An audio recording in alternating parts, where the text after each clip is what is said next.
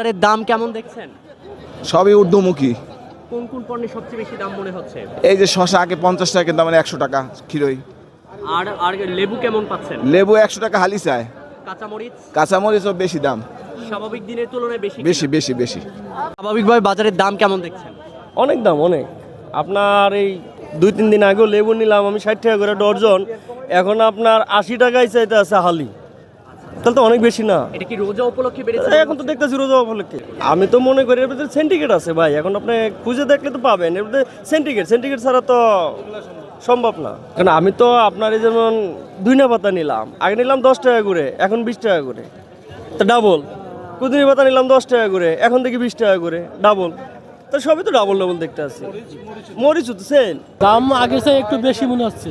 সব জিনিস প্রায় সবজিতে টমেটোর দাম বেশি, তারপর আপনার এই যে পেঁয়াজের দামও 10 টাকা কেজি, 10 টাকা কেজি প্রতি বেশি।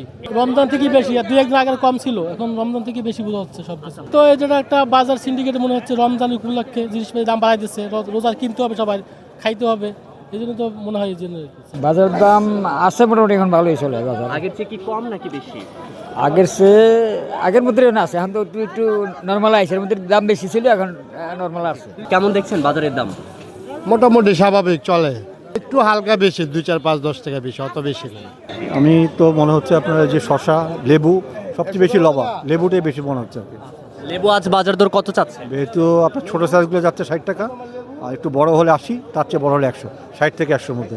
আর একটু সহনীয় হওয়া উচিত ছিল, যাতে মানুষের ক্রয় ক্ষমতার সাথে থাকে। লেবুটা যদি 40 টাকা হতো, তাহলে মোটামুটি মানুষ কিনতে পারতো।